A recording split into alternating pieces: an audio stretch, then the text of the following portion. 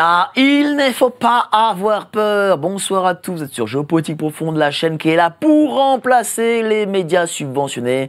On va parler de Trump, on va parler du conflit russo-ukrainien. On va parler aussi des déclarations d'Emmanuel Macron hier soir, comme Apolline de Malherbe, évidemment, n'osera jamais le faire. Mais avant ça, n'oubliez pas, adhérer au club Géopolitique Profonde, Michelon, Laurent Ozon, Sylvain Ferreira, Jean-Michel Vernochet, Capitaine Juvin Brunet et tellement d'autres sont aussi membres de ce club. Donc vous cliquez sur le lien ci-dessous et vous aurez 7 jours d'essai gratuit. N'oubliez pas, il ne faut pas avoir peur. La boutique géopolitiqueprofonde.com est ouverte. Allez-y, servez-vous. Je reçois donc Georges Clément, président du comité Trump. Je suis très content, ça fait plusieurs fois que vous êtes ici sur ce plateau et vous avez toujours des analyses excessivement pertinentes. On va parler de Trump aujourd'hui. Est-ce que là, les premières semaines de Trump, comment vous les jugez ? Bien écoutez, la question qui se posait avant, une fois l'élection acquise, était de savoir s'il allait avancer sur le chemin qu'il avait prévu ou s'il allait faire de la politique intérieure comme tout le monde. Et c'était un peu la crainte que personnellement j'avais, car on sait que le pouvoir corrompt. Mais ce n'est pas le cas. Il fait une révolution. Une révolution ? Ah oui, bien entendu. Il fait une révolution financière au niveau de la budgétisation, c'est ce qu'on voit avec l'action de Elon Musk et le Doge.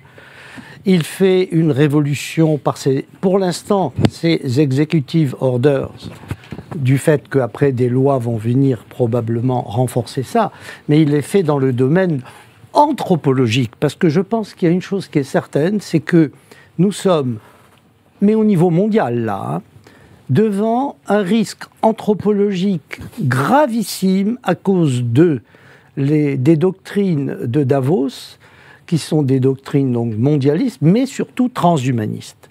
Et ce que Trump a dit vraiment complètement plusieurs fois, mais qu'il a dit magistralement mardi lorsqu'il a fait sa session conjointe des deux chambres du Congrès, c'est: nous revenons au bon sens, c'est-à-dire un homme est un homme, une femme est une femme.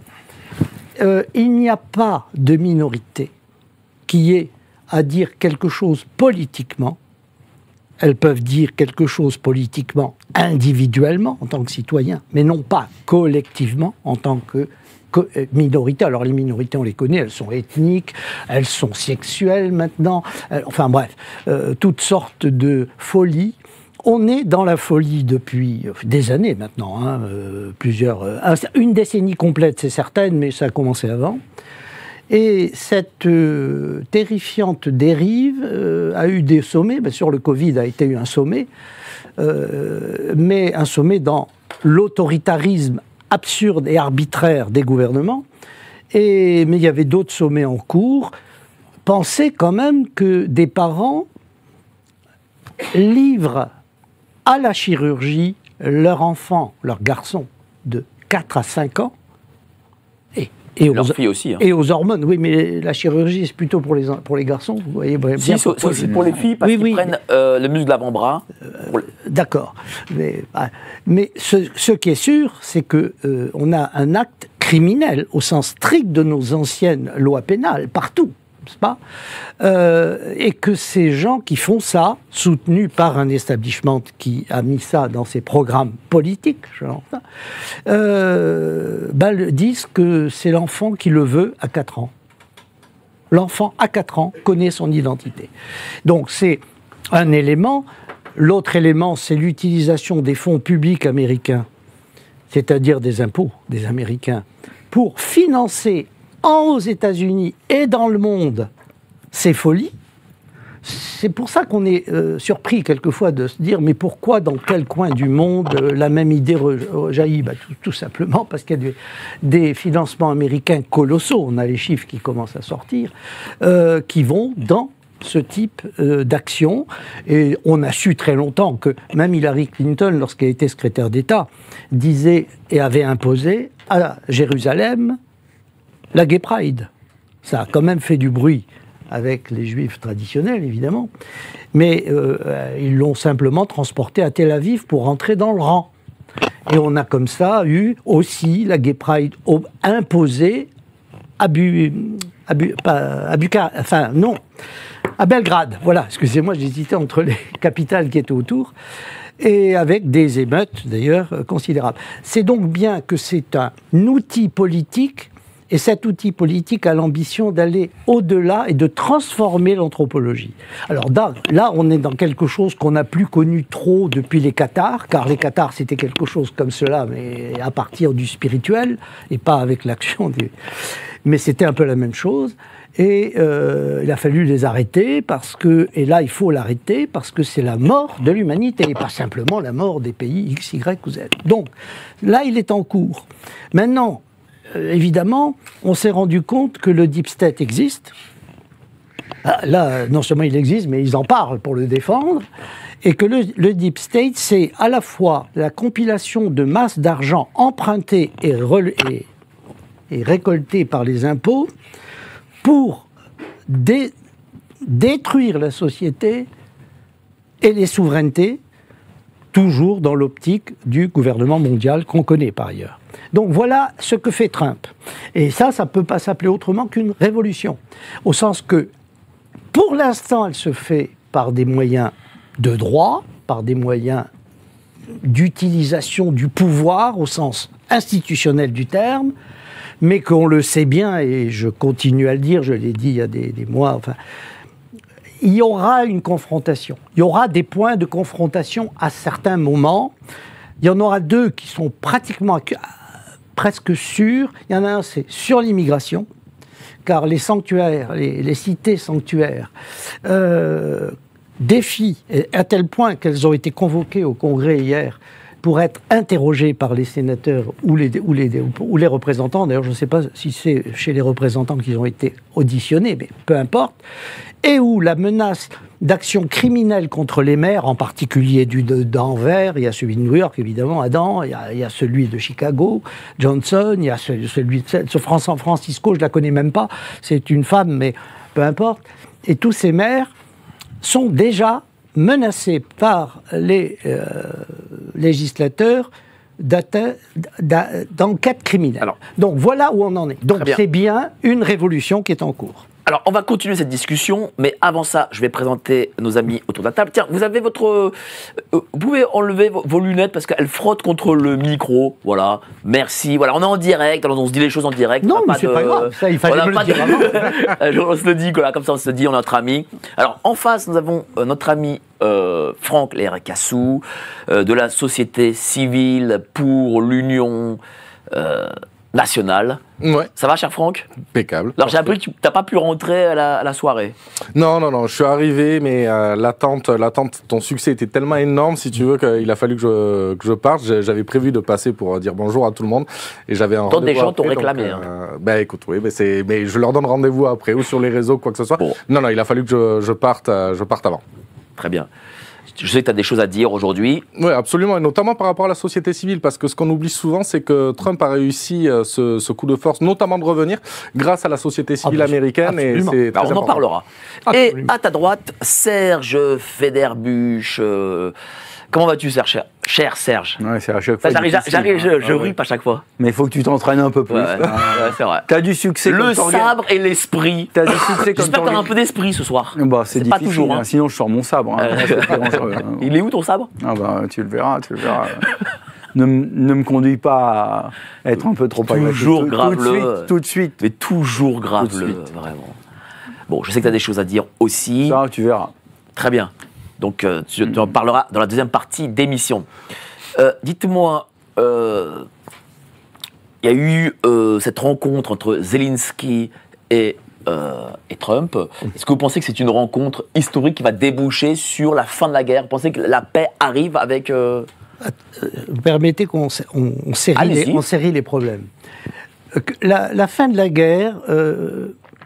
elle sera finie quand ils auront signé tout ce qu'on voudra. Je ne fais aucune illusion. Je sais qu'une guerre, on y rentre, mais on ne sait pas quand on en sort. La Russie a des enjeux stratégiques et politique, mais au niveau du politique, bien sûr, et géopolitique. Donc, elle ne va pas les abandonner. Ça, c'est une évidence.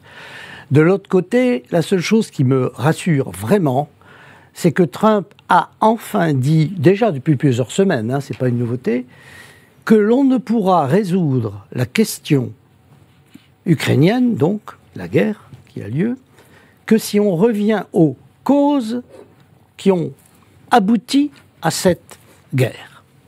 Ce qu'aucun autre ne dit depuis des années. Pour eux, la guerre, c'est un matin, Poutine s'est levé, a dit « Zut, on a quelques armées en exercice autour, là, on va les utiliser, on va aller leur casser la figure. » Car c'est comme ça qu'ils présentent l'agression. Il n'y a pas eu d'agression. Pourquoi ? Parce qu'il y a eu des ultimatums donnés aux États-Unis de l'époque, donc Blinken, au mois de décembre. Il y a eu des refus de réunion de la part des États-Unis. Donc, en fait, il y a un problème géopolitique grave qui est la neutralité nécessaire de l'Ukraine entre l'Union européenne et l'OTAN, donc, et la Russie. Et cela, ça s'appelle une marche dans l'histoire. Un pays qui sert comme ça de tampon. Et quand on a une puissance nucléaire de premier rang, quand même, comme la Russie, la bonne politique, y compris d'autres empires, c'est de la respecter. C'est-à-dire de ne pas aller jusqu'à l'inquiéter à 500 km de sa capitale principale. Donc, Trump a accepté la chose. Et il a dit d'ailleurs exactement, la Russie avait de bonnes raisons de réagir pour se défendre. Bon, à partir de là, Lavrov est content, et il l'a dit d'ailleurs. Il a dit c'est par là qu'il faut commencer. Si on ne commence pas en posant la question de la responsabilité de déclenchement des risques et donc des hostilités, on ne résoudra jamais rien. En tout cas, on ne résoudra pas la guerre. Donc, voilà, ça, la position de Trump est connue. D'autre part, il ne faut quand même pas être dupe. Ces deux-là, je parle de Trump et Poutine, s'aiment bien. Mais depuis 2018, voilà. Ils s'aiment bien. On l'a vu d'ailleurs de façon physique lors du 100e anniversaire de l'armistice du 11 novembre, lorsque donc Macron avait organisé à l'Arc de Triomphe une manifestation. Tout le monde était en place. Poutine est arrivé, le dernier. Il est passé devant tout le monde, y compris devant Macron, sans le regarder, et il est allé serrer avec un grand sourire la main de qui ? De Trump. C'est une réalité. Tout le reste est un peu folklorique. Ils s'aiment bien parce que il est vrai qu'on a peu de chefs d'État sur cette terre en ce moment, de vrais chefs d'État. On en a du côté qui nous intéresse, enfin l'Europe, le bassin méditerranéen, on en a 3, me semble-t-il. Alors il y en a qui vont sauter au plafond, je m'en fiche. Il y a évidemment Trump, il y a évidemment Poutine et il y a Netanyahou, qui prend le risque de lui-même d'être atteint par sa propre justice, etc., parce qu'en effet, il est devant un problème existentiel. Bien. Donc, quand on a des hommes d'État de cette taille, évidemment, entre eux, ils n'ont pas de mépris et ils savent parfaitement. Donc, c'est pour ça que je crois, oui, qu'il va y avoir de sérieuses négociations. Négociations, ça veut dire comment on l'arrête pour que, la Russie soit garantie dans sa sécurité, 2, pour que, en effet, ensuite, les États-Unis, et ça, c'est le vrai problème de Trump, puissent s'occuper de leurs problèmes intérieurs. C'est-à-dire que Trump, sans résoudre l'Ukraine et le Moyen-Orient d'ailleurs, mais je vais en parler dans une seconde, car là aussi, il y a des choses qui sont reliées à l'Ukraine, il ne peut pas être concentré sur ce qui se passe aux États-Unis et qui va être, dans certains cas, du niveau d'insurrection locale, de problèmes de blocage par la justice, et on le voit avec les juges nommés par la gauche. Bon, enfin, je ne veux pas rentrer dans ces détails, parce que là, on rentre vraiment dans la vie tout quotidienne aux États-Unis en ce moment.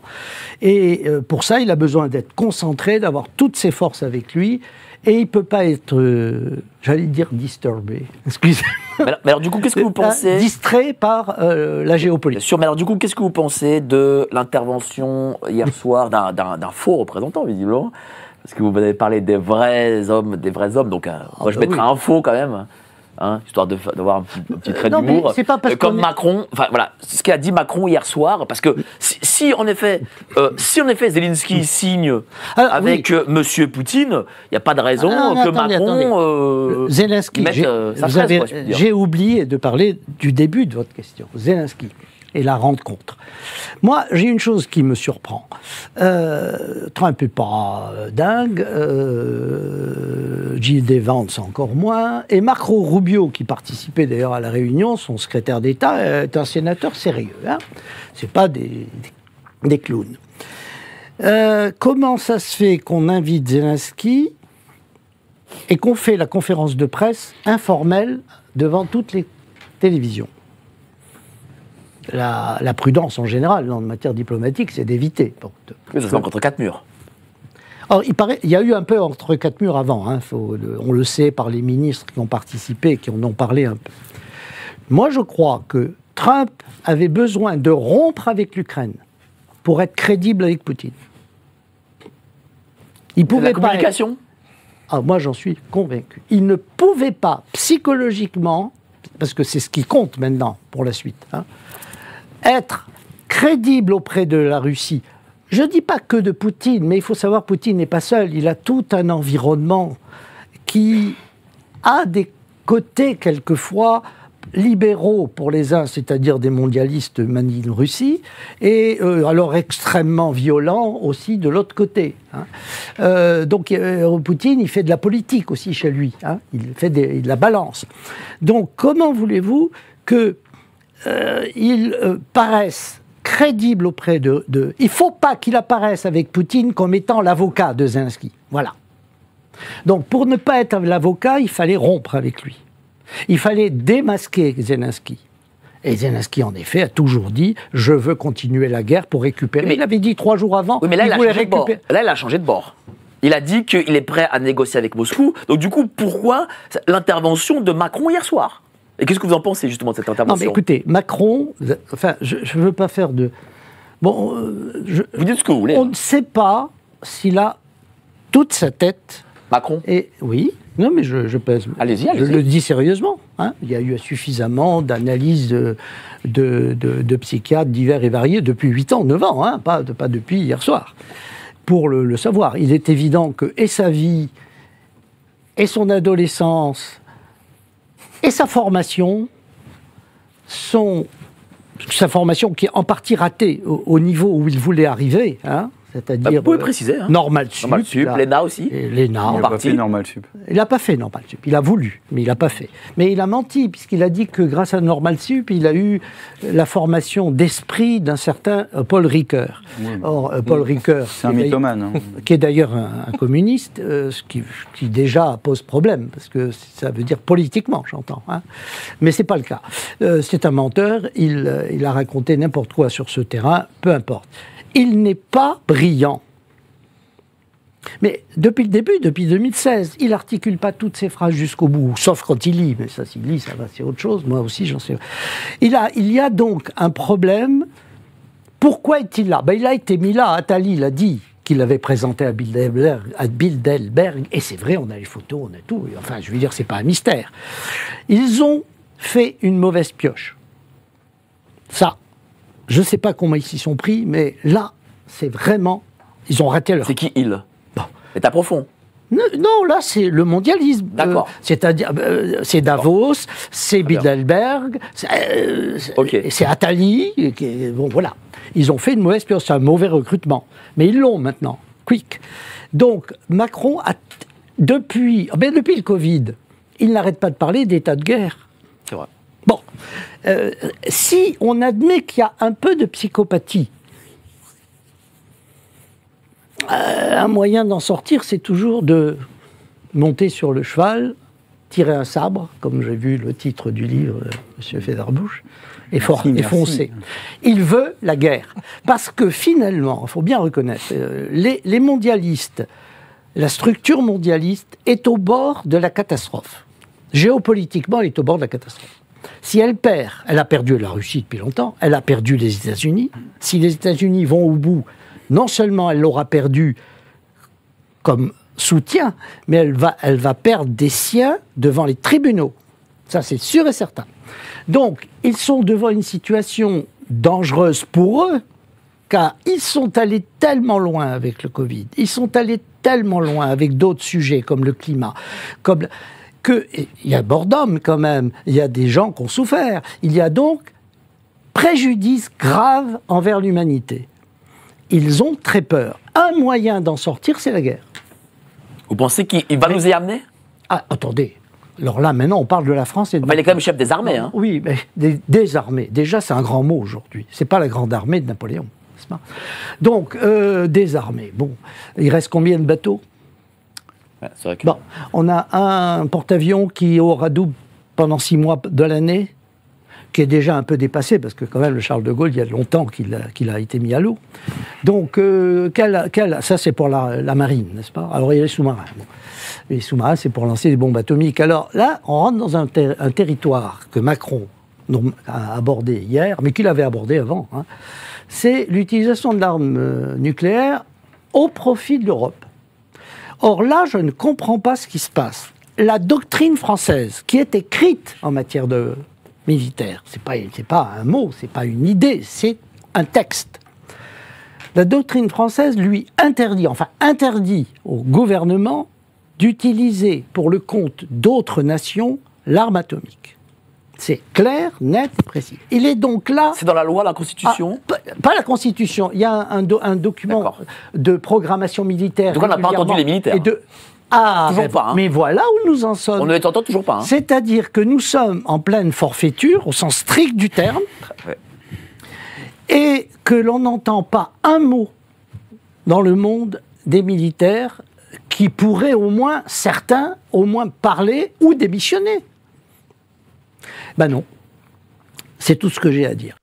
Alerte Info. Géopolitique profonde prend sa place dans le paysage médiatique français. Bonsoir à tous, vous êtes sur Géopolitique profonde, la chaîne qui est là pour remplacer les médias subventionnés. On investit maintenant la rue. Et on veut vous entendre. Le gouvernement de M. Macron nous a obligés et nous a enfermés chez nous. Mais on a besoin de votre soutien. Alors cliquez sur le bouton j'aime pour nous soutenir.